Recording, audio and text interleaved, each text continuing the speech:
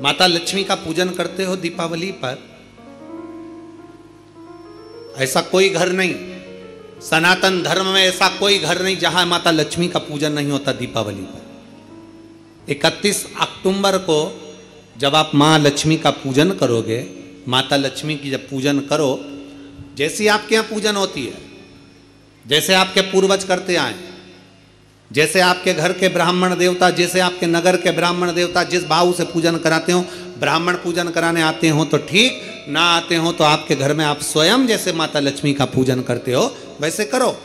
पर 2 दिन जो आपने धनतेरस पर जो सिक्का रखा है थाली में, वैसा की वैसा ही सिक्का आपने रूप चौदस के दिन थाली में रखा है, वही की वही थाली दीपावली के दिन भी पूजन में जैसी आप पूजन जमाते हो वैसे की वैसे ही जमाओ, जैसे करते हो वैसे की वैसे ही करो। पर साथ में वो पूजन की थाली एक पाटे पर लाल वस्त्र बिछाकर, चौक पूर कर, बड़े प्रेम से अन्न का दाना रखकर वो थाली वापिस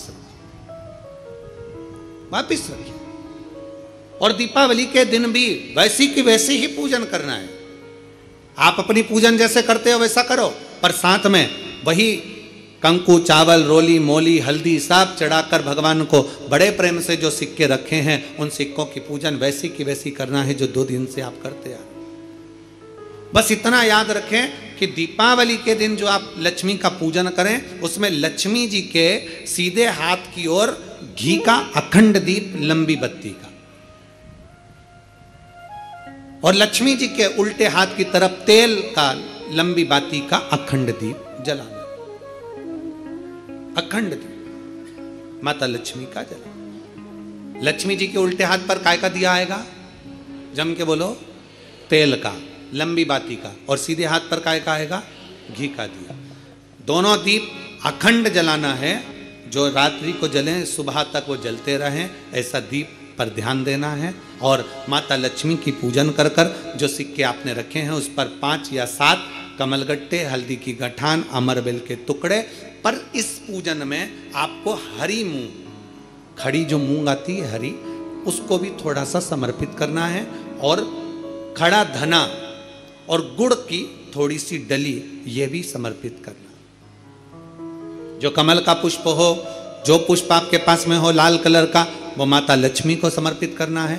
चावल सफेद नहीं, पीले कलर कर भगवान माता लक्ष्मी को समर्पित करना। हल्दी और कुंकु माता लक्ष्मी को समर्पित करना है, और माँ को भोग लगाकर बड़े प्रेम से माता की आरती कर कर, झोली पसार कर प्रणाम करना।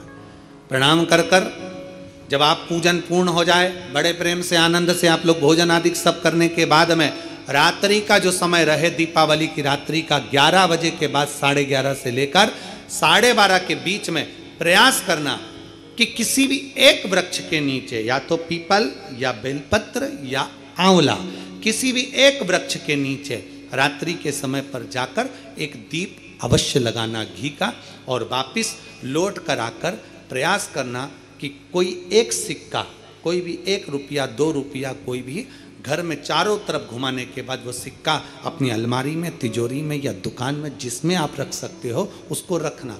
फिर अगले वर्ष आपसे बात करेंगे कि वो तिजोरी खाली तो नहीं हुई, बाबा ने भंडार भर कर रखा कि नहीं, उसने भरा कि ना भरा। प्रयास करें लक्ष्मी पूजन का।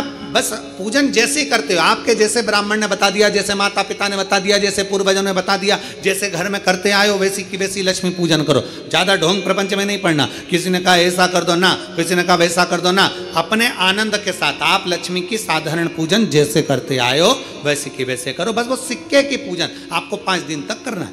तो दीपावली के दिन कौन सा दिन हो जाएगा?